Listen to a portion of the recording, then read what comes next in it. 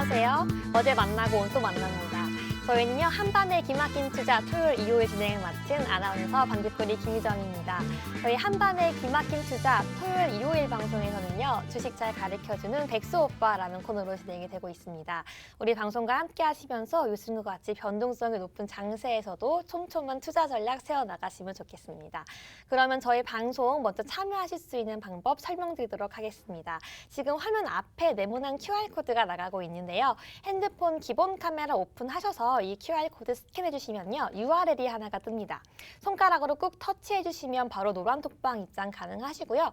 또는 샵 3989 유료 문자 건당 100원으로요. 긴 본 두 글자 보내주시면 약 10초 뒤에 노란 톡방 참여 가능한 URL 링크 보내드리고 있으니까요. 들어오셔서 많은 교육과 정보들 받아가셔서 여러분의 계좌가 플러스가 되면 좋겠습니다. 네, 그럼 본격적으로 일요일의 주인공 모셔보도록 하겠습니다. 바로 김정철 본부장님입니다. 안녕하세요. 네, 안녕하십니까. 네, 한 주간 잘 지내셨나요? 네네. 네, 이제 본격적으로 사회적 거리두기 개편안이 지금 녹화 진행하고 있는 금요일 아침에 속보로 나왔어요. 네. 밤 11시까지로 개편이 되었다고 하는데요. 본부장님 같은 경우에는 이렇게 개편이 되면 밤 네. 11시까지 뭐 하고 싶은 게 있으셨나요? 사실 밤 네. 11시까지가 되면서 네. 제가 주로 TV 방송이 이제 저녁에 하게 되면 밤 9시까지 TV 방송을 하는 경우가 있거든요. 그럼 뭐 좀만 하려고 하면 열심히 다 끝나요. 할 게 맞아요. 아무것도 없어요. 그래서 너무 좀 힘들었는데 11시까지가 됐기 때문에 이제 저는 좀 영화를 좀 보고 싶습니다. 영화를 좀 방송 보고 싶어요. 끝나고. 네, 방송 끝나고 이제 11시까지 아마 영화관은 11시까지 입장만 하면 그 다음 상영까지는 할 수 있을 거예요. 근데 네. 그래서 11시까지가 이제 늘어나면은 상당히 좀 기대감이 상당히 좋다. 우리 시청자 여러분들이 그 포인트를 보시면은 종목 제가 얘기 드렸던 종목 현재 노란통 메신저 오픈 채팅방 여기 QR코드 스캔하고 들어오신 분들 제가 얘기 드렸던 종목이 있었습니다. 바로 J 콘텐트리. 제이 콘텐츠리. 네, 심지어 J 콘텐트리가 최근에는 자기들이 만들지도 않았던 이 소년 심판이 흥행을 하면서 이거 넷플릭스 오리지널에서 소년 심판이 흥행을 하면서 J 콘텐트리가 만든 건 아니거든요. 근데 이 소년 심판이 흥행하면서 같이 또 뜨고 있는데 여기에 플러스로 메가박스 영화관이 조금 더 잘 되는 상황이 현재 나오고 있다. 그 다음에 추가적으로 제가 요걸 왜 얘기 드리냐면 영화 하나가 곧 개봉을 하는데 요거는 영화관에서 무조건 봐야 돼요. 영화관에서 봐야 돼요. 그러니까 집에서 보면 이게 느낌이 잘 안 오는 영화 바로 이렇게 제가 영화 홍보를 할 수는 없기 때문에 거기에 대해서 간단하게 얘기 드리면 달이 떨어지는 영화가 있어요. 달이 이제 지구로 떨어지는 영화가 있는데 이제 그러면서 이제 재난 영화죠. 자, 이런 블록버스터급 재난 영화는 영화관에서 봐야 된다. 현재 미국에서 현재 개봉할 여름에 개봉할 영화들 그다음에 그 영화들 자체도 다 어떻게 되고 있냐면 약간 화면이 그러니까 영화에서 봐야 될 그런 아이맥스용 영화부터 시작해서 상당히 이런 게 많이 지금 대기 중에 있어요. 그래서 제가 봤을 때는 저도 이제 11시까지로 늘어나면 영화를 보고 싶은 마음이 너무 굴뚝 같고 예, 한간에 뭐 제가 그 11시까지 한번 클럽 간다 그러니 클럽 안 다닙니다. 다 이제 나이도 중년이에요. 중년인데 제가 무슨 클럽을 갑니까? 근데 그거 말고 영화관 같은 데서 이제 가면서 투자 아이디어를 좀 얻어 보시면은 상당히 영화 산업도 상당히 그쪽으로 좀 더 발전할 수 있고 그런 VFX나 이런 거 하는 회사들도 조금 더 일거리가 많이 들어올 수도 있고 그리고 영화관 관련주도 분명히 반등이 나올 수 있다. 리오프닝 관련주로 우리가 보실 수 있다라는 부분을 같이 참고하시면서 11시까지 늘어난 부분 뭐 확진자가 많이 나오는 거 맞습니다만은 일상생활을 멈추기는 좀 쉽지 않은 이제 상황이 왔기 때문에 제가 봤을 때는 이 부분에 대해서 투자 아이디어를 좀 더 얻어보시는 그런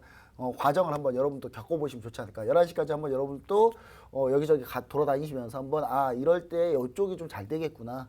솔직히 그리고 11시까지 되면요 술을 먹을만 해요.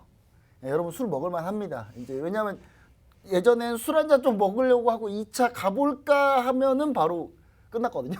근데 지금은 이제 11시까지면은 이제 맥주집이나 호프집 가서 동네 우리 시청자 여러분들 자영업자분들 힘들잖아요. 그 동네 호프집이나 이런 데 가셔가지고 한두 잔 정도 더 할 수 있다.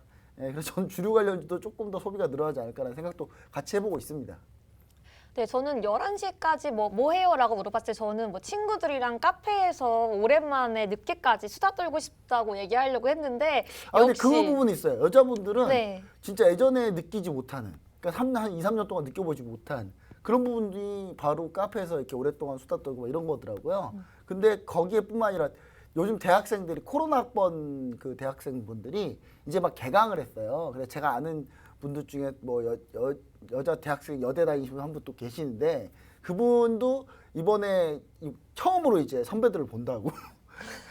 대학 다니 처음으로 선배를 본대요. 저는 그 얘기가 깜짝 놀랐어요. 아, 어떻게 그럴 수가 있나. 그러니까 그런 상황이 현재 벌어지고 있고 그렇기 때문에 시청자 여러분도 마찬가지지만 우리 다 마찬가지지만 밤에 이렇게 여러 가지 활동을 좀 많이 할 수 있다는 부분이 좀 그나마 좀 위안이다. 예, 그리고 요즘 여러분 열받는 경우 하나 있잖아요. 그 러시아 푸틴만 보면 열받잖아요. 열받으면 술 한잔 하시면서 예, 그러면서 우크라이나를 한번 응원해 보시자고요 한번. 네, 저희 계속해서 저희 방송 같은 경우에는요, 일요일에 저희 시청자 참여 이벤트를 진행하고 있습니다. 참여 방법은요, 다양한데요. 먼저 유튜브 댓글로도 궁금한 것들 질문 남으실 수 있고요. 아니면 팍스경제TV 시청자 게시판 또는 지금 여기 앞에 있는 QR코드 스캔하셔서 노란톡에 들어오셔서 뭐 월요일부터 일요일까지 편하실 때 궁금하신 것들 질문하시면 우리 본부장님께서 친절하게 설명도 해주시고요.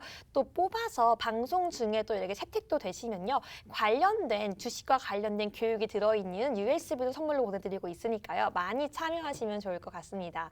네, 그럼 본격적으로 이 시청자 참여 이벤트 노란톡방에 대해서 저희 한번 살펴보는 시간으로 넘어가 보도록 할 텐데요. 제가 한 주간 노란톡을 진짜 열심히 봤거든요. 근데 이렇게 변동성이 높은 장세에서도 수익률이 정말 높고 시청자 여러분들께서 계속해서 이렇게 인증을 해주시더라고요. 제가 그래서 한번 못 믿으실까 봐 적어왔거든요. 너무 많은데 LX 인터내셔널, 코덱스 3대 농산물 선물, 두산중공업, 페노션, DIC, 효성 첨단 소재 여러분 아직 안 끝났습니다. J 콘텐트리, 하나 마이크론, 하나 에어로스페이스 등입니다. 여러분 뭐 데일리 단타 종목이나 다른 작은 종목들 잘 모르실 만한 종목들 같은 경우 제가 적어오지도 않았는데요. 수익 종목들이 정말 쏟아지고 있어요. 이렇게 변동성이 높은 장세에서도 이렇게 쏟아지고 있는데 비결이 뭘까요?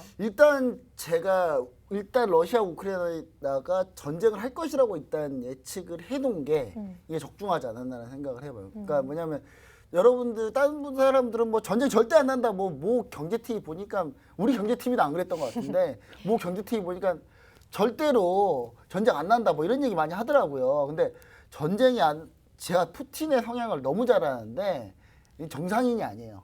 정상적인 정신 세계를 갖고 있는 사람이 아니기 때문에 제가 봤을 때는 이 러시아 푸틴 대통령이 한번 호되게 한번 당해봤어야 되는데 안 당해봐가지고 이번에 당하려고 지금 이런 것 같아요. 근데 저는 이제 러시아 우크라이나 이 전쟁 상황이 어느 정도 투자 아이디어가 많이 좀 나왔던 그런 상황이었고 사실 우크라이나 국민들은 진짜 우리 시청자 여러분들은 지금 뉴스에 나온 내용은 정제돼서 나온 뉴스만 나온 거예요. 시청자 여러분들. 사실 정제되지 않는 내용은 뭐냐면 현재 제가 좀 이따 전황을 살펴드릴 텐데 현재 마리우폴하고 그 다음에 현재 하르키우 같은 경우는 민간인 사상자가 어마어마하게 나오고 있습니다. 지금 최근 2, 3일 동안 엄청나게 나오고 있거든요. 그러니까 지금 거의 아비규환 지옥입니다. 현재 거기는. 근데 지금 그런 상황인데 사실 뭐 수익 낸다 이런 얘기 하기 좀 그렇지만 우리는 어떻게든 또 우리 생활을 이어가야 되기 때문에 킥고잉온 해야 되지 않겠습니까? 계속. 그래서 제가 봤을 때는 이제 그런 부분에 대해서 포인트를 찾았는데 그런 부분에 대해서 제가 노란통 메시지 어떻게 얘기 드렸는지 한번 노란통 메시지 한번 볼게요. 보시면 아시겠지만 제가 요런 뉴스가 하나 나왔었어요. 러시아가 9일부터 MSCI 신흥국 지수에서 퇴출당한다. 사실 전 러시아 국민들 중에 어떤 분이 계셨냐면 러시아 광장에서 러시아인으로서 너무 죄송합니다 하면서 이렇게 피켓 들고 풀려가시는 분도 봤어요. 정말 눈물이 날 정도였는데 이제 러시아 국민들이 나쁘진 않죠. 사실 그 푸틴과 그 기득권 푸틴이라는 사람의 재산을 추정하기가 힘들어요. 아니 대통령 하라고 해놨더니 뒷돈만 챙기고 있고 그 돈 챙기고 자기 국민들이 싸우다 죽든 말든 국민들한테는 여기 훈련 가는 거야 거짓말하고 우크라이나 들어가면서 야 우크라이나 들어가면 우크라이나 사람들이 환영해 줄 거야 거짓말하고 그러면서 사지로 몰아넣고 정말 이 사람들은 제가 봤을 때 나중에 이거는 우리가 어떤 생각을 해야 되느냐 이 전범죄범에 세워서 상시켜야 돼요 푸틴은. 그래서 제가 봤을 때는 그 푸틴뿐만 아니라 그부터 국방장관부터 해가지고 외무장관부터 해가지고 전부 다 전범죄판에 꼭 세워야 된다. 저는 약간 그런 생각을 하는데 이번 MSCI 퇴출당한 게 러시아 국민들한테 엄청난 경제적으로 힘들 거예요. 근데 여기서 포인트는 뭐냐면 MSCI 신흥국 지수에 우리나라도 들어가 있단 말이에요. 근데 러시아가 빠져버리면 러시아에 들어가 있던 비중이 다른 나라로 분산이 돼요. 그리고 자연스럽게 외국인 순매수가 나올 수 있는 여력이 조금이나마 생기는 거죠. 근데 이제 문제는 또 우리나라가 또 6월 달에 MSCI 선진국 지수 들어가려고 하고 있어요. 근데 물론 지금 신흥국 지수에 있는 것 자체로 약간 이득을 볼 수 있는 가능성이 조금 생겼다라는 거. 워낙에 MSCI 중국 비중이 커지기 때문에 계속 우리나라가 외국인 매도가 많이 나올 수밖에 없는 상황이었는데 그나마 요게 외국인 매도를 좀 줄여주는 요인이 되고 있다. 러시아 때문에 우리가 이득 보고 있다. 그 우리가 이득 보는 이 마음 어떻게 해야 되겠습니까? 우크라이나를 좀 도와줘야 되겠죠. 우리나라가 최대한 좀 도와줘야 된다라는 생각을 좀 전 얘기를 좀 드리고요. 저는 사실 좀 죄송하게 드리고 싶은 얘기 뭐냐면 전 처음에 전쟁 나자마자 전력차가 워낙 크기 때문에 3, 4일 만에 키이브가 수도 키예프라고 하죠. 키예프는 여러분 러시아 발음이에요. 러시아 발음 쓰지도 말자고요. 진짜 이제 러시아 발음 이게 한국어 그 뭐죠? 한국 표준어 학회에서 키이우라고 정확하게 우크라이나 발음으로 해라 라고 해가지고 지금 키이우 같은 경우가 전 한마땅할 거라 생각했어요. 3, 4일 만에. 근데 이 우크라이나 국민들이 이 어마어마한 애국심 여러분 지금 어떤 상황이냐면 일반 우크라이나 시민들이 맨몸으로 탱크를 막 막고 있어요. 막 지금 곳곳에서 다. 그러니까 이분들이 막 죽을까 하고 지금 다 막고 있는 거거든요. 그러니까 이 하나하나가 모여서 지금 거의 기적이 나오고 있다. 지금 러시아가 이렇게 밀릴 수가 없는데 지금 우크라이나 국민들이 얼마나 이 기적을 만들고 있는지. 그러니까 저는 이거 보면서 참 약간 뜨거운 마음이 좀 들긴 하는데 일단 러시아가 MSCI 신흥국 지수 퇴출당했다는 부분 좀 요 부분 좀 얘기 드렸고 그 다음에 우리가 얘기 드리고 싶은 게 뭐냐면 하나에어로스페이스 얘기 드리고 싶어요. 하나에어로스페이스. 자 이거 좀 제가 얘기 드리긴 할 건데 하나에어로스페이스가 오늘 제가 방송하고 있는 3월 4일이거든요. 제 공식 추천주의자 제가 중장기로 보려고 했던 종목이에요. 어마어마하게 올랐습니다. 지금 어마어마하게 올랐는데 추가로 더 오를 거예요. 왜냐? 여러분 왜냐? 자 러시아가 진짜 푸틴 제정신 아닌 것 같아요. 지금 스웨덴 영공도 침범하고 지금 난리도 아니에요. 벨라루스가 몰도바 공격하려고 준비 다 해놨는데 딱 걸렸어요. 딱 걸려가지고 몰도바 공격도 못해요 이제. 그러니까 벨라루스가 군대 몰도바로 몰래 이동시켜가지고 몰도바 치려고 했다가 지금 실패했거든요. 실패한 상황이고 지금 제가 봤을 땐 푸틴이 답 안 나오니까 확전을 하려고 하는 것 같아요. 계속 지금 확전하려고 지금 계속 하고 있는데 제가 봤을 때는 정말 전 세계 단합에서 한번 밟아줘야 된다. 이거 진짜 제대로 밟아줘야 되지. 안 그러면 전범재판을 사용시켜야 되는 상황. 저는 그렇지 않는 한 이거 반복된다. 이거. 그리고 지금 봤을 때 이 하나에어로스페이스가 거기에 대한 엄청난 반사수혜. 왜 반사수혜냐면요, 여러분. 요거 좀 이따 뒤에서 또 얘기 드리긴 할 건데 지금 현재 러시아 전차를 지금 강력하게 때려잡고 있는 무기가 뭐냐면 제블린이라는 대전차 미사일이 있어요. 이게 미국이 한 2,000정을 이게 2,000정을 누가 줬냐면 이거를 트럼프 대통령이 줬어요. 트럼프 대통령이 한 잘한 일 중에 몇 개 안 되는 일인데 잘한 일 중에 하나인데 이 제블린이 어떤 식으로 때리냐면 이제 전차는 전면 장갑하고 측면 장갑이 좀 두껍거든요. 근데 상부 장갑은 전차가 약해요. 장갑 자체가 두께가 두껍지 않아요. 그래서 제블린은 위로 딱 쏴가지고 위에서 내리꽂거든요. 상부 장갑을 뚫는 미사일이에요. 근데 요게 지금 거의 러시아 전차 뚜껑 따개라고 할 정도로. 그다음 지금 여러분들 찾아보시면 아시겠지만 성 제블린이라 그래서 성모 마리아가 제블린 들고 있는 이 스티커가 지금 불티나게 팔리고 있을 정도로 지금 그 정도인데 지금 하나에어로스페이스가 뭔 상관이야? 제블린을 만들진 않았어요. 하나에어로스페이스가. 근데 하나에어로스페이스가 형궁이라는 미사일이 있어요. 이게 제블린하고 제원이 거의 비슷해요. 우리나라에서 만든 건데 제블린 미사일보다 심지어 가격이 3분의 1밖에 안 해요. 근데 장갑 뚫는 거는 더 많이 뚫고요. 약 10mm를 더 뚫습니다. 제블린이. 그 다음에 여기에 제블린보다도 이 우리나라 형궁 미사일, 형궁 대전차 미사일이 무게도 좀 더 가볍고 제블린 한 번 쏘면 30초에 뒤에 쏴야 되거든요. 열을 식혀서 쏴야 되는데 형궁 미사일은 5초에서 10초 내로 다 재장전이 가능해요. 우리나라 형궁에 대한 미사일에 대한 관심도가 전 유럽에 지금 난리가 났습니다.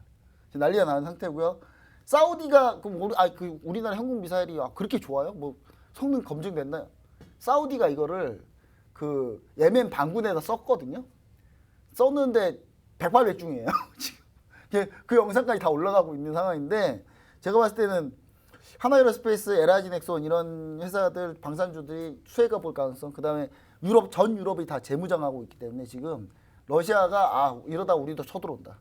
유럽이 지금 전체 재무장하고 독일이 지금 갑자기 GDP 3배를 지금 현재 국방비 쓰고 있는 예산의 총 3배를 올려가지고 지금 국방비 예산을 편성을 다시 하려고 하고 있어요. 이러면 독일이나 영국, 프랑스 이 나라들은 그동안 미국이 도와줘서 많이 안 했는데 이번에 다시 재무장하면은 결국 자기들이 기술력이 이렇게 올라왔다가 많이 못 올렸단 말이에요. 최근에는. 그럼 우리나라 거 쓸 수밖에 없는 상황이 분명 온다. 지금 이미 노르웨이는 이미 도입 얘기 나오고 있고요. 현재 우리나라 K2 흑표 전차. 심지어 우리나라 K2 흑표 전차에 대해서 설명을 제가 좀 해놨는데 자 노란톡에 보시면은 흑표 치면은 제가 검색을 해보시면 돼요. 자 보시면 문제는 우리나라 K2 흑표 전차는요. 러시아 전차처럼 이렇게 위에서 내리 꽂아서 하면 다 전차가 박살나는데 심지어 우리나라 근데 K2 흑표 전차는 방어 체계가 있어요. 그것도 심지어 그런 대전차 미사일 날라오면 요격하는 방어 체계를 같이 갖고 있는 전차예요. 그러니까 더 어마어마한 거죠. 그래서 거기에 대해 설명을 좀 자세히 해드렸고 관련주로 이런 게 있다라고 얘기 드렸으니까 자 이렇게 해서 얘기도 드리고 뿐만 아니라 LX 인터내셔널 자 여러분 자 LX 인터내셔널에 대해서 제가 이날 DIC, J콘텐트, LX 인터내셔널 다 급등했는데 오늘 또 LX 인터내셔널은 또 급등했어요. 자 팔라듐 자원 관련주입니다. 자원 개발 관련주 LX 인터내셔널 제가 2, 3주 전 바로 이 방송에서 이 시간에 히든 종목으로 제가 드렸던 종목이에요. 여러분 그러니까 노란쪽 들어오셔가지고 종목들 얘기 드리고 관련해서 설명 듣고 하시면 투자 아이디어 충분히 얻을 수 있고 여러분 충분히 합리적으로 납득할 수 있게끔 제가 설명 드리고 있으니까 반드시 이렇게 노란통 메신저 제가 이거 전부 다 이거 설명 항상 드리고 있거든요. 그래서 이런 부분들 우리 시청자 여러분 같이 함께 하셔가지고 좀 같이 좀 다 같이 수익을 많이 냈으면 좋을 것 같습니다. 네, 감사합니다. 김정수 전문가님과 함께 저희 한 주간 노란톡에서 어떤 이야기가 진행되었는지 제가 초에 말씀드렸던 것처럼 그렇게 높은 정말 다양한 종목들에 대한 수익률이 어떻게 일어날 수가 있었는지 같이 이야기해봤는데요. 정말 말씀하셨던 것처럼 다양한 사람들, 정말 다양한 방송에서 에이 설마라고 할 때마저도 소신껏 정말 정확한 예측을 할 수 있었고 매일매일 노란톡에서 정말 자세한 현재 상황과 증시 분석이 일어나고 있기 때문에 정말 이렇게 변동성이 높은 장세에 대해서도 정확한 예측과 함께 높은 수익률을 기록하고 있는 것 같습니다. 네, 히든 종목까지 또 높은 수익률에 대한 선물까지 받아보고 싶으시다면요. 지금 바로 핸드폰 기본 카메라 오픈하셔가지고요. 앞에 있는 QR코드 스캔해 주시면 바로 노란톡 입장 가능하니까요. 지금 들어오셔서 정말 특히 밀리터리에 대한 전문가인 김청철 전문가님의 도움을 받아보시면 정말 좋을 것 같습니다. 저희 계속해서 정말 핫한 이슈들이 남겨져 있는데요. 저희 먼저 광고 보시고 돌아오도록 하겠습니다.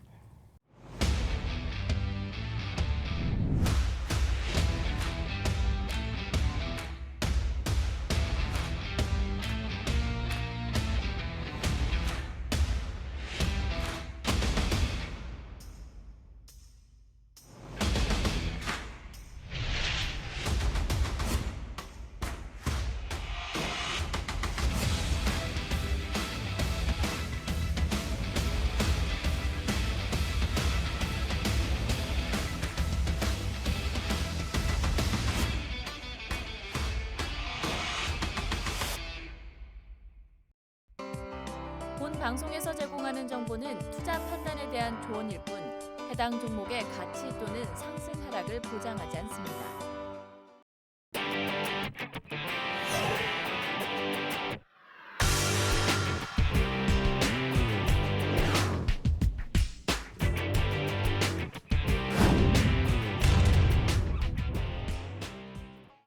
네, 러시아 우크라이나 전쟁이요. 협상과 폭격 그리고 전투가 계속해서 이어지고 있습니다. 초반에는요, 러시아가 우크라이나의 수도인 키이우를 한 3, 4일 만에 점령할 거라고 예측을 하는 사람들도 있었는데요. 우크라이나의 결사항전과 정말 눈물 나는 애국심으로 지금 전세를 조금씩 바꿔나가고 있는 것 같습니다. 네, 그럼 전문가님께서 한번 러시아와 우크라이나의 현재 전투 상황, 전쟁 상황과 앞으로 전개되는 양상에 대해서 한번 여쭤보도록 하겠습니다.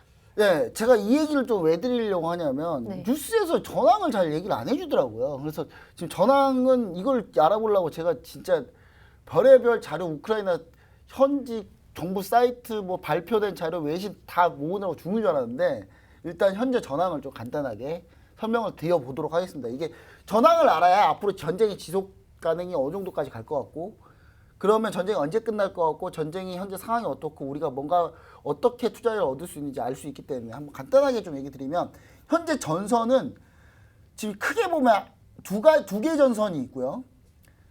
이거는 좀 나눠놓은 거고요, 전선을. 크게 보면 위에 북부 전선이 한 2개 있고 남부 전선이 하나로 지금 통합된 상태고요. 좀 자세히 나눠보면 프리피아티 전선하고 체르니우 전선이 있는데 제가 이 화살표의 크기가 러시아가 병력 집중도라고 보시면 돼요. 여기 병력 집중도가 화살표가 두껍고 클수록 병력이 많이 들어가 있는 거거든요. 근데 프리피아티 전선이 원래 주공 라인이었어요. 원래 여기가 이제 주공 라인, 조공 라인이 있는데 주공 라인 이쪽에 병력을 집중해서 싸우고 있었는데 여기서 우크라이나가 프리피아티 전선에서 개전 초에 여기서 대승을 거둡니다. 여기서 대승을 거두니까 프리피아티 전선에서 완전히 멈춰버렸어요. 멈춰버리고 이 프리피아티 전선의 대신 지금 어떤 상황이냐면 약 60km가 넘는 그 길에 지금 러시아 전차들이 쭉 일렬로 지금 직결해서 지금 가고 있어요. 가고 있는데 러시아도 되게 웃겨요. 이거 위성에 보면 다 보이거든요. 근데 여러분 생각해 보세요. 그렇게 위성으로 전차들이 쭉 일렬로 가고 있는데 가만히 두겠습니까? 방금 여러분 간밤에 우크라이나 전폭기가 가서 미사일 떨어뜨려서 여기 크게 러시아 현재 투스타 소장이 전사했어요. 러시아 41군 사령관 부사령관이 전사할 정도로 러시아군 피해가 막대합니다. 지금 현재 이쪽에 지금 저는 러시아군이 이렇게 허술한가? 저는 이렇게 진짜 어떤 느낌이냐? 우리나라랑 러시아랑 당장부터 우리나라가 러시아 이기겠어요. 진짜 핵 전력 빼면은 현재 러시아 군 부사령관 41군 부사령관이 지금 전사한 상태고 거기서 일렬로 가고 있다가 그러니까 우크라이나가 에이 너네가 공중전력이 있어? 너네 공중전력이 있어? 너네 공중전력 없으니까 우리는 천천히 일렬로 가면 돼. 가고 있었어요. 왜 일렬로 가 있습니까, 여러분? 일렬로 가는 이유가 뭐냐면 여기 이 키이브와 키이우하고 여기 이 체르노빌 요 사이가 가장 벨라루스에서 가장 짧은 거리인데 이 사이가 다 뭐냐면 라스푸티차라고 해가지고 뻘밭이에요 완전히. 지금 다 녹아가지고 다 뻘밭 돼버렸어요. 그러니까 뻘밭 되니까 기동을 넓게 못하니까 도로로만 기동해야 되니까 일렬로 쭉 있는 거거든요. 근데 여기가 일렬로 쭉 있는데 러시아군 여기서 이틀을 정체합니다. 왜 이틀을 정체했냐면요. 러시아군이 보급이 안 돼요 지금. 보급이 오죽 안 되면 러시아군이 이 하르키우 전선 같은 데서는 시가전 들어가가지고 편의점 들어가서 그냥 뭔가를 훔쳐가는 건 오케이 뭐 그럴 수 있다고 보는데 얼마나 배고프면 훔쳐가는 게 아니라 거기서 먹어요. 너무 배고파가지고. 지금 러시아군 이런 상태예요. 지금 푸틴은 진짜 자국민 다 죽이고 지금 우크라이나 국민 죽이고 지금 다 그러고 있는 거예요. 지금 현재 프리피아티 전선에서 막힌 상태고요. 일렬로 가다가 지금 폭격까지 맞은 상태예요. 지금 우크라이나 북부 전선에서는 지금 우크라이나가 지금 방적 중에 있고요. 단 체르니우 전선은 현재 체르니우를 함락을 못 시켜가지고 우회했어요. 우회해서 지금 키이우를 지금 포위하려고 하고 있고 코노프토프 전선이 여기가 중요했었는데 여기를 막았어야 되는데 여기 못 막았어요. 여기 코노프토프 함락당했거든요. 우크라이나가 함락당해서 현재 이게 코노토프 전선에서 키이우로 진격하면서 이쪽에 있는 북부에 있는 우크라이나군이 지금 거의 포위된 상태예요. 포위된 상태에서 지금 격렬하게 저항하고 있는데 이제 포위된 상태에서 여기가 코노토프 전선에서 돌아가지고 이걸 포위해서 키이우 포위 여기 체르니우 포위 2개 포위해서 결국 얘네들 쌈 싸먹겠다는 생각이었는데 잘 안 되고 있어요 이것도. 근데 포위가 잘 안 되고 있어요 지금 현재 너무 더디고 있어요. 현재 수미 전선 하르키우 전선 역시 마찬가지인데 수미는 결국 뚫지를 못했습니다. 결국 수미 뚫지 못하고 우회했어요. 우회한 상태고 하르키우 전선 역시 마찬가지로 한 번 뺏었다가 우크라이나 다시 재탈환했고 지금 하르키우에서는 지금 러시아가 어마어마한 화력 집중을 하고 있어요. 여기다가 그냥 미사일로 초토화시키고 있거든요. 완전히. 여러분 지금 여기서 지금 사상자가 지금 외신 보도로는 몇만 명대 나올 거라고 지금 얘기하고 있어요. 지금 여기에 지금 관공서, 대학교, 아니 대학교는 왜 쏩니까 미사일을? 병원에다 미사일 쐈어요. 진짜 이거 제정신인지 모르겠어요. 진짜 이런 상태에 있고 하르키우가 지금 거의 하르키우에서 지금 처절하게 싸우고 있는데 현재 지금 여기 현재 방어를 하고 있어요. 다행히. 근데 현재 북부 전선 전체적으로 좀 방어가 잘 되고 있는데 남부가 지금 문제예요. 남부가 현재 돈바스 전선에서 내려온 그 우크라이나 반군들이 러시아군하고 합류해가지고 현재 내려오고 있고 헤르손 전선에서 군대가 이동해가지고 현재 베르단스크를 함락시켰어요. 러시아가 함락시키고 현재 마리우폴로 집중해서 지금 포위한 상태고 마리우폴이 간밤 새벽부터 지금 여러분이 보고 있는 지금 날짜에 지금 오늘 금요일인데 새벽에 지금 무슨 일이 있었냐 마리우폴에다가 지금 어마어마한 화력 투사를 했다고 해요. 거의 집속탄 다 쏘고 여기 다 쏘아서 지금 여기도 거의 초토화시키고 있다고 하는데 사망자가 지금 어마어마하게 나온다고 합니다. 지금 이쪽이. 그래서 지금 민간인 사망자가요. 그러니까 군인이 아니고 민간인 사망자가 지금 러시아는 진짜 제정신이 아니에요. 지금 푸틴이 지금 이 상태에서 지금 이제 마리우폴이 함락당할 가능성이 좀 높아요. 현재 상황에서는 여기가 함락당해 버리면 남부는 방어선이 없습니다. 방어선이. 그 남부는 방어선이 없고 여기는 그냥 뺏긴다라고 보시면 되고 그 다음에 현재 헤르손 전선 두 번째 전선에서는 헤르손이 함락당했어요. 결국 헤르손 함락당했거든요. 헤르손 함락당했는데 헤르손 함락당하고 일부 군대는 현재 북진하고 있고 일부는 현재 서진하면서 지금 오데사로 가려고 좀 하고 있는데 오데사 가는 길목에 지금 미콜라이프라고 있는데 여기서 지금 우크라이나군이 반격을 준비하고 해서 지금 재정비하고 있어요. 여기서 아마 결전이 날 가능성이 좀 높다. 현재 러시아군이 북진하고 있는데 이 북진하고 있는 게 엔노오다라는 지역이 있는데 여기가 러시아 원자력 발전소가 있습니다. 그 러시아 원자력 발전소인데 우크라이나가 지금 러시아군이 지금 다 뚫고 지금 올라가고 있는데 여기 엔노오다를 지금 못 들어가고 있어요. 여러분 왜 못 들어간 줄 아세요? 엔노오다에 있는 주민들이 도로에서 몇만 명이 나와서 우리 죽이고 와라. 지금 거기서 좀 들어 누웠어요. 지금 들어 누워가지고 못 들어가고 있어요. 지금 러시아가 그렇게까지 현재 지금 우크라이나 막고 있다. 이 엔노오다가 뺏기면은 여기 원자력 발전소가 있기 때문에 전력이 거의 다 끊긴다고 보시면 돼요. 우크라이나 지금. 그래서 지금 여기가 엄청 중요한 지금 현재 전쟁 상황에 있다.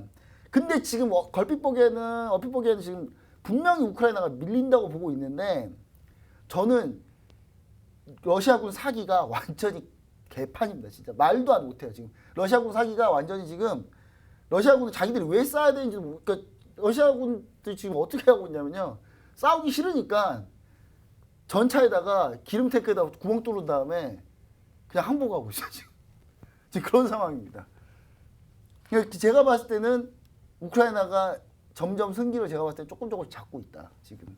그래서 저는 남부는 좀 뺏기더라도 분명히 승기를 잡아서 반전할 수 있는 기회를 지금 모색하고 있다. 그래서 제 결론은 뭐냐면 좀 오래 갈 것 같아요. 이 전쟁이 좀. 그래서 러시아가 현재 계속 조금씩 뭔가 좀 밀리고 있으니까 지금 우크라이나가 현재 지금 제공권이 러시아가 장을 다 못했어요. 우크라이나 지금 전투기들이 1대5 막 1대6 이렇게 해서 격추시키고 있어요.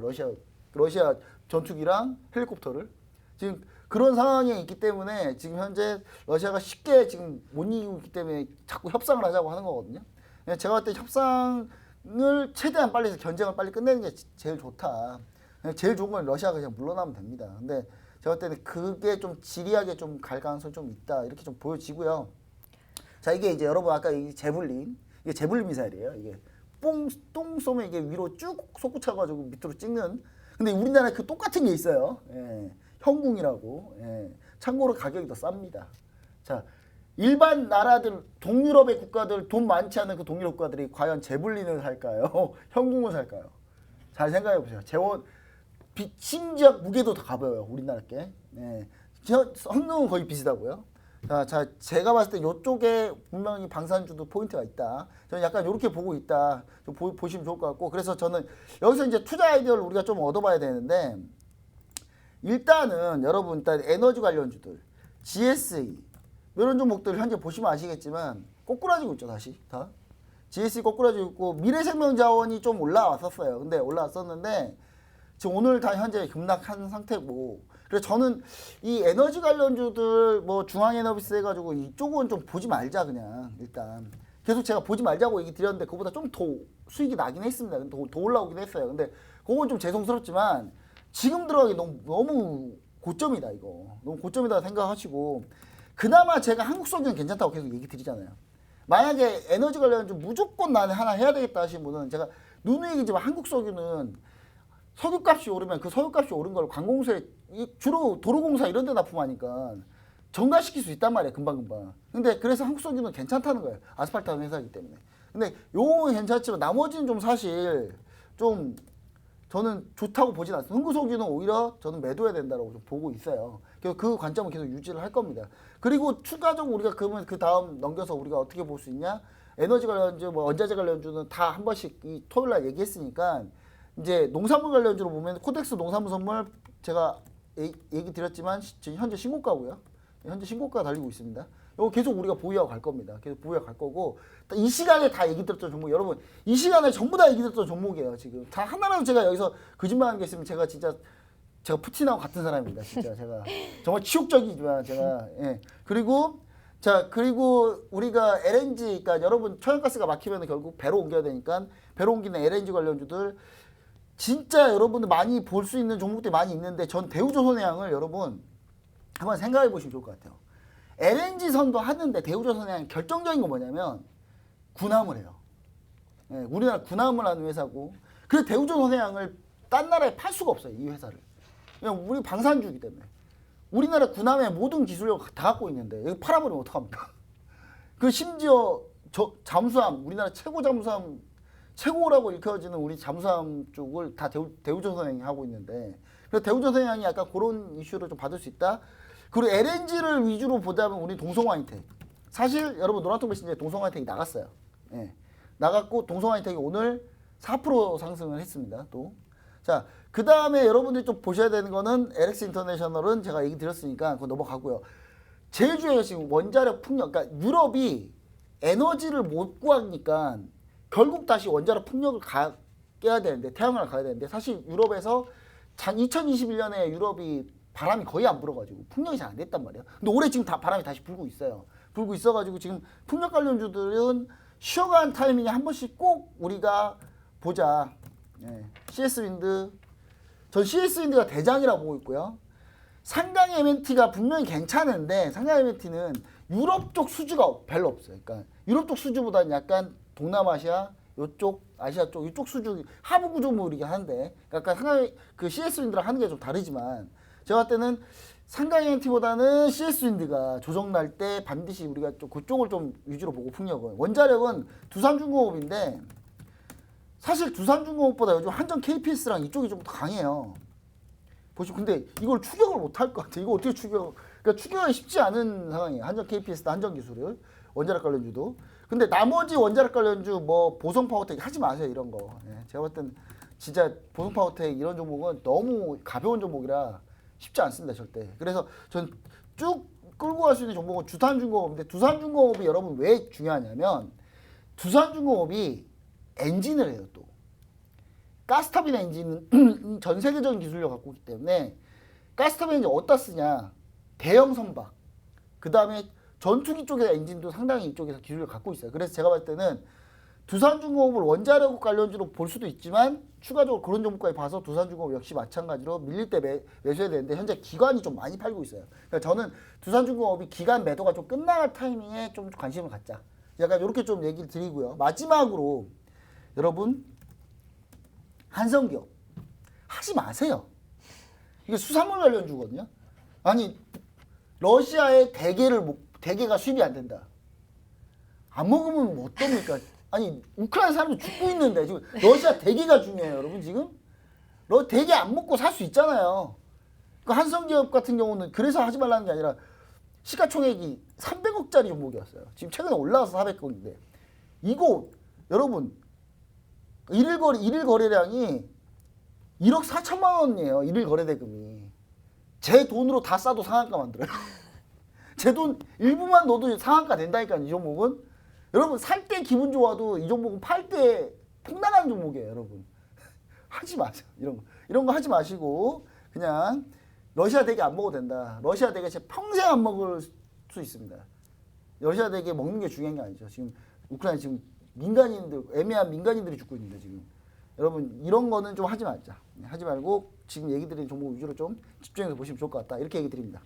네, 김영철 본부장님께서 이제 보지 말아야 될 종목들에 대해서도 이제 좀 주의 깊게 말씀해 주셨고요. 농산물 관련주, LNG 관련주, 그리고 대체에너지와 원자력 관련주까지 말씀해 주셨습니다. 오늘 언급된 지금 종목들과 함께 히든 종목까지 또 관심 있고 궁금하신 분들은요. 아까 말씀해 주셨던 것처럼요. 계속해서 지금 저희가 수익률에 대해서 언급했던 그런 종목들에 대해서는요. 끊임없이 저희 겨울부터 계속해서 저희 방송에서 언급을 해왔던 종목들입니다. 그래서 지금처럼 이렇게 변동성이 높은 장세에서도 높은 수익률을 기록하고 있는데요. 궁금하신 분들은 지금 바로 핸드폰 기본 카메라 오픈하셔서요. 앞에 있는 QR코드 스캔해 주시면 바로 노란톡 입장 가능하십니다. 들어오셔서요. 주식에 대한 교육과 함께 매일매일 시황에 대한 설명 그리고 이런 히든 종목에 대한 타이밍과 전략까지 받아가실 수 있으면 좋겠습니다. 네, 이어서요. 드디어 중국 양회가 시작됐습니다. 녹화가 진행되고 있는 금요일, 네, 오늘부터 시작이 되었는데요. 중국의 가장 큰 정치 행사입니다. 이번 양회에서 나타날 중국의 움직임과 국내 리오프닝 관련주들을 포함한 중국 관련주들의 흐름까지 저희 전문가님과 함께 알아보도록 하겠습니다.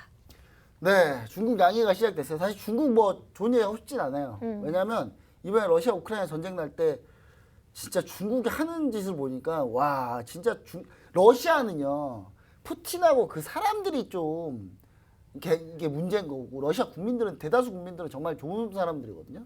근데 중국은 아닌 것 같아. 내가 볼 때 중국은 저 단체로 제정신이 아닌 것 같아. 제가 볼 때는. 왜냐하면 전쟁 났을 때 처음에 중국에서 우크라이나 놀립니다. 놀리다가 어떤 얘기를 쓰냐면 SNS에다가 러시아 여자분들 아니 우크라이나 여자분들 혹시 피난 갈 때 좀 우리 집 오세요 하면서 놀려요. 거기서 우크라이나 국민들이 죽어가고 있는데 거기서 성희롱을 하고 있어요.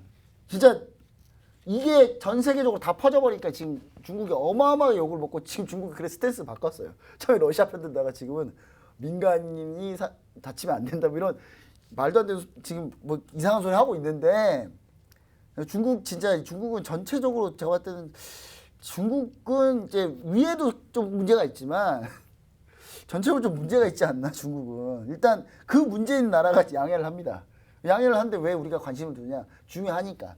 그래서 정책이 많이 나오니까 정책 흐름 그다음에 시장을 어떻게 이걸로 응용할 수 있는지를 제가 좀 얘기를 좀 간단하게 드리자면 지금 현재 양해가 화면 보시면 전인대라고 해요. 사실 전인대라고 하는데 전인대 원래 행사 자체는 전인대고요. 양해로 시작해서 전인대를 주 포커스가 있는데 여기서 1년 동안의 정책 그다음에 방향 그다음에 개발 방향이나 이런 걸 모두 여기서 결정을 합니다. 결정을 하는데 중요한 건 뭐냐면 일단 최근에 중국의 위안화가 초강세입니다. 아니 위안화가 왜 초강세죠?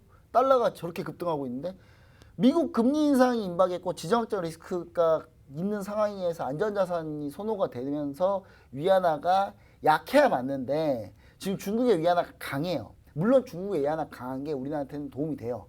왜냐하면 중국 위안화가 강하면 우리나라 원화가 조금이라도 영향을 받아서 강세가 될 가능성이 높거든요. 근데 우리나라 지금 현재 약세가 돼서 1200원대 위로 뚫고 있는데 다행히 위안화가 강세였기 때문에 그나마 도로로 원화가 약세가 덜 되고 있다고 보시면 되는 겁니다. 현재 그런 상황인데 중국의 위안화가 그러면 왜 초강세냐. 중국은요 여러분 위안화가 환율 시장이 고정환율이에요. 자기들이 환율을 고시를 내요. 그러니까 한마디로 이게 시장 경제였으면 중국 위안화 대폭락이에요. 대폭락했을 거예요. 근데 중국 정부가 이거를 계속 위안화 고시를 강세로 고시하고 있어요. 왜냐하면 지금 당장 왜 강세로 고시할까요? 여러분 잘 생각해 보세요. 에너지 가격이 높죠? 석유 수입하고 이런 거 수입할 때 돈이 많이 들죠?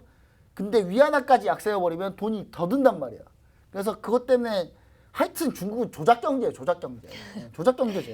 이 정도면 거의 조작 경제, 조작이죠 뭐. 근데 지금 조작을 하고 있어요. 조작이라 해야 되니까 지금 상황은. 자, 인민행이 7일물 역갈피를 통해 가지고 최근에 7,600억 위안이에요. 원이 아닙니다. 위안 순공급을 했습니다. 적극적인 단기 유동성 공급을 통해서 지정학적 리스크를 방어하려고 하고 있어요. 돈을 풀고 있어요. 돈은 풀고 있는데 위안화를 강세 만들고 있어요. 이제 중국은 이 생각을 하고 있는 거예요. 지금 이미 러시아가 국제 스위프트 결제 라인에서 빠졌어요. 제외시킨 상태예요. 지금 중국이 러시아한테 야 우리 그러면 우리끼리 한번 위안화 기축 통화를 한번 해볼래? 이러면서 지금 러시아를 꼬시고 있는 중이에요. 근데 그러려면 위안화가 강해야 되거든요. 위안화 강해야 되는데 조작으로 강한 건데 일단 강한 상태예요 위안화가. 그래서 이제 지금 그런 상태로 보시면 좋을 것 같고. 그래서 이 부분에 대한 이제 그 정책적인 환율 통화 정책에 대한 얘기가 아마 이번 전인대에서 나올 거다. 양회 때 나올 거다. 두 번째, 자, 구경제와 신경제 기반의 인프라 건설 얘기가 나옵니다. 원래는 옛날에 중국 전인대 하기 전에는 무조건 우리나라 건설주가 무조건 올라갔어요. 두산 인프라코어 건설 기자재부터 시작해서 다 올라갔는데 최근에는 이게 이제 크게 뭐 맞물리진 않는데 중국이 다시 내륙 개발에 힘쓸 가능성이 좀 높다. 좀 높다라고 볼 수 있고요. 그러면 이제 인프라 건설 내용이 나올 겁니다.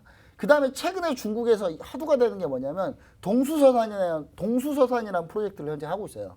약 76조 원, 우리나라 돈은 76조 원을 들여서 동수서산이라는 프로젝트를 하고 있는데 이게 뭐냐면 그러니까 동부 연안에 중국은 잘 사는 지역이 주로 동부 연안에 몰려 있어요. 상하이부터 해가지고. 근데 이쪽에 데이터 센터들이 많이 있는데 이걸 내륙으로 옮기는 작업을 하고 있습니다. 현재 지금. 그게 이제 돈이 어마어마하게 드는데 관련해서 데이터 센터 관련 기업들이 수혜를 볼 가능성, 보안 관련주들 수혜 볼 가능성 분명히 있습니다. 이 부분 정책에 우리가 포커스를 좀 맞춰보자. 그 다음에 5G 통신 장비. 5G 통신 장비, 중국은 이제 5G로 치고 나가려고 하고 있기 때문에 5G 통신 장비 쪽에 적극적인 투자가 나올 가능성 요거까지 있고, 그 다음에 마지막으로 리오프닝과 위드 코로나 정책적 완화 카드를 과연 꺼내느냐. 근데 꺼낼 가능성이 높아요, 현재. 높기 때문에 제가 봤을 때는 요 관련해서 계속 우리가 포커스를 맞추고 보면 될 것 같고, 중국이 전인대 양회를 통해 가지고 우리가 투자 아이디어 얻자 그래가지고 종목 얘기 드린 게 코스맥스였어요. 화장품 관련주들, 연우, 코스맥스 뭐 이런 종목들, 클리오 이런 종목들인데 요 종목들 한번 보시되 추가로 한 종목이 있는데 전인대 양회 관련주가 하나 있습니다. 이게 뭐냐면 이 데이터 센터 프로젝트 관련주예요. 그리고 5G 통신장비 관련주입니다. 요 종목이 하나 있는데 요 종목은 제가 노란통 메신저에 상해서 공개해 드리도록 하겠습니다. 이거는 뭐 여기서 공개할 좀 시간이 좀 없으니까 지금 현재 노란통 메신저에 제가 들어오신 분들 한해서 제가 종목명이랑 관련 내용 다시 한번 좀 설명 다시 한번 드릴게요. 네, 감사합니다. 김정철 본부장님께서요, 이번에 중국 양회에서 우리 시청자 여러분께서 주요하게 주목해야 할 포인트들 찝어주셨는데요. 첫 번째로 환율 통화 정책, 두 번째로 인프라 건설, 세 번째로 동수서산 프로젝트와 5G 통신 장비, 그리고 리오프닝과 위드 코로나 정책까지 주요하게 살펴봐야 한다고 찝어주셨으니까요. 우리 시청자 여러분들께서도 양회 관련 이슈들 볼 때 꼭 참고하시면 좋을 것 같고요. 지금 우리 방송 중에 히든 종목이 나왔습니다. 양회 관련 히든 종목인데요. 궁금하신 분들, 그리고 말씀하신 것처럼요, 타이밍이 중요합니다. 저희가 지금 바로 핸드폰 기본 카메라 오픈하셔서 QR코드 스캔하시고 노란톡 들어오시면요, 이렇게 지금 양회가 진행되는 기간 동안 쭉 함께 매일 아침부터 저녁까지 시황 분석과 함께 정확한 예측까지 해드리고 있고요. 어떤 타이밍에 매수, 매도 시점을 잡아야 하는지까지 안내드리고 있으니까요. 지금 바로 노란톡 들어오셔서 선물 받아가시면 좋을 것 같습니다. 네, 이어서 다음 이슈 넘어가 보도록 할 텐데요. 3월이 시작되면서요, 매일매일 지금 중요한 일정들이 나오고 있습니다. 3월 일정 중에 가장 중요한 일정을 손에 꼽으라면 바로 FOMC 회의가 아닐까 싶은데요. FOMC 회의를 포함해서 3월 증시 일정으로 본 투자 전략 세워보도록 하겠습니다. 네, 자, 3월 주요 증시 일정이 좀 중요한 이유가 뭐냐면 제가 지난주에 얘기해드렸었는데 이제 얘기를 잘 못 드려가지고 이제 뒤에 일정이 좀 중요한 게 많은데 특히 FOMC 회의가 중요하죠. 이게 과연 25bp 올리느냐, 50bp 올리느냐가 지금 아직도 싸우고 있는데, 아니 우리 파월 의장은 도대체 25bp로 간다고 해놓고 또 간밤에 또 말을 또 아니 추가로 더 올릴 수 있다 이런 얘기 왜 하냐고요 도대체. 그래서 시장이 좀 밀렸는데 전체적으로 한번 일정을 보면서 여기서도 투자 아이디어를 뽑아낼 수 있다. 그 얘기 좀 드리고 싶어요. 자, 4일부터 자 3월 중에 3월 증시 주요 일정 3월 중에 공매도 전면 재개 검토가 있어요. 3월 중에 아마 나올 것 같아요. 이게 왜 그러냐면 MSCI 선진국 지수 워치리스트 등록을 위해서 사전포석이거든요. 그게 뭐냐면 MSCI 선진국 지수로 들어가려면 워치리스트에 먼저 등록이 돼야 돼요. 등록이 되려면 공매도를 전면 재개해야 됩니다. 그렇기 때문에 이게 사전포석이거든요. 그래서 그렇게 보시면 좋을 것 같고, 공매도 전면 재개가 나오면은 지금 현재 상황에서는 안 좋을 가능성이 좀 분명히 있는데 MSCI 선징주 들어가려면 공매도 재개하는 수밖에 없는 상황이 생길 수밖에 없습니다. 자, 그다음 두 번째. 4일날 대선 사전투표 하죠. 예, 이미 4일이 지났기 때문에 대선 사전투표 현재 들어가고 있는 상태입니다. 자, 대선 관련주들 여러분 대선 관련주들 인물 관련주들은 절대 보지 마시고 정책 관련주를 하는데 여러분 뭐 아니면 도를 하지 마세요. 제발. 그러니까 어느 후보가 당선이 되면 이 종목은 무조건 폭등하고 뭐 이런 걸 하시는 것보다 그럼 안 되면 폭락하잖아요. 어떤 걸 하셔야 되냐면 이 두 사 후보가 유력한 이 두 후보가 정책적으로 뭔가 공통된 걸 한번 찾아보시면 돼요. 그러면 그 공통된 거는 되면 갑니다. 누가 되든. 제가 요즘에 보고 있는 거는 원자력 관련주. 그 다음에 하나가 더 있어요. 하나가 더 있는데 요 하나는 제가 노란통 메신저에서 공개를 할 겁니다. 근데 요게 중국 양해 관련주기도 해요. 같이 걸려 있습니다. 그래서 요 하나 정책적으로 제가 드린 종목은 제가 얘기 드리려고 하는 종목은 이 두 후보가 모두 다 정책이 비슷한 종목이에요. 네, 그래서 이걸 하는 게 여러분 안전하다. 안정적으로 하자. 자, 그 다음에 자 5일날 중국 양해 시작하는데 아까 얘기했으니까 넘어가고요. 중국 얘기 별로 하고 싶지 않아요. 이제 더 이상. 네, 그 다음에 8일날 애플이 신제품 행사 발표합니다. 애플 신제품 발표하는데 여기서 아마 관련주들이 아마 분명히 또 다시 반등 나올 수 있는데 요건 그냥 얘기 드릴게요. LG노텍. 자, 여러분 LG노텍 한번 봐보세요. LG노텍이 엄청나게 급등했다가 조정을 쫙 받고요. 조정을 받고 현재 이동평균선의 지지 받고 지금 위에 살짝 올라왔죠. 예. LG노텍 같은 경우가 추가로 더 갈 가능성 우리가 좀 염두를 해보자. 예. 애플이 신제품 발표 행사할 때 그때 탄력을 봐서 이슈로 같이 엮일 가능성이 있다. LG노텍을 한번 여러분 추적 관찰해서 좀 보시면 좋을 것 같고요. 그 다음에 대한민국 대통령 선거가 9일날 있습니다. 예, 9일날 있고요. 이날은 여러분 쉬는 날이 아니라 무슨 날이라고요? 투표하는 날. 사전 투표 안 하신 분들 투표하셔야 돼요.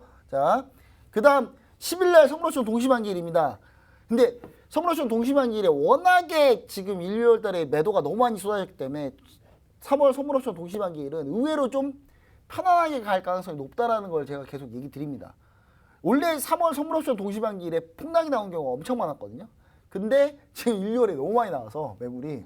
그래서 저는 오히려 좀 괜찮을 가능성이 있다. 그 다음 여기서 중요한 게 ECB 통화정책회의인데 ECB가 지금 전쟁 중이잖아요. 유로존 자체가. 사실 우크라이나가 뭐 EU는 아니지만 전쟁 지금 할까 말까 지금 그런 이촉즉발 상황이고 러시아가 쓸데없이 몰도바랑 조지아를 또 건드려가지고 몰도바랑 조지아가 EU 가입한다고 신청을 했어요 지금. 그러니까 러시아는 자꾸 뭘 행동을 하면 점점 불리해지고 있어요. 점점. 전 세계가 지금 러시아에 등을 돌리고 있는데 중국만 지금 등을 안 돌리고 있죠. 예, 중국도 같이 그냥 왕따 될 가능성이 아주 높다고 좀 보고 있고요. 이 통화정책에서 물론 금리를 그대로 갈 거예요. 그대로 갈 건데 과연 양적 긴축으로 다시 선회를 해놨는데 이걸 다시 양적 완화로 트느냐. 그 부분을 좀 보시면 좋을 것 같다. 이게 왜냐하면 유로와 달러에 영향을 주기 때문에.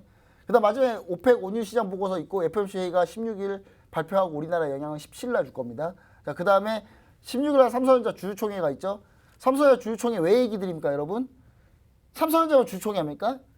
우리나라 거의 모든 기업이 주주총회 날짜가 거의 비슷해요. 예, 왜 비슷하게 할까요? 여러분 주주총회 잘 못 오게 하려고. 하나만 여러 군데 못 다니게 하려고. 아, 진짜예요, 진짜. 여러분 진짜 그러려고 하는 경우가 많아요. 이게 이때 여러분 시청자 여러분들 자기 주식 갖고 있는 것들 분명히 가서 여러분들 주주총회 한번 참석해 보시고 의견 나눠 보시고 하시면 좋을 것 같고 나머지 별로 중요하지 않고요. 4월 AACR 미국 아마케가 있습니다. 요거 관련주 아마케 관련주 지금 바이오 반등하고 있거든요. 요즘에 아마케 관련주 하나 좀 뽑아드릴게요. 제가 또 노란통 메시지 들어오시면 알려드리도록 하겠습니다. 네, 더 궁금한 내용들에 대해서는요. 노란통 들어오시면 더욱더 자세히 알 수 있고요. 저희는요. 다음 주 토요일 11시에 다시 찾아뵙도록 하겠습니다. 오늘도 늦은 시간 시청해주신 여러분 모두 감사합니다.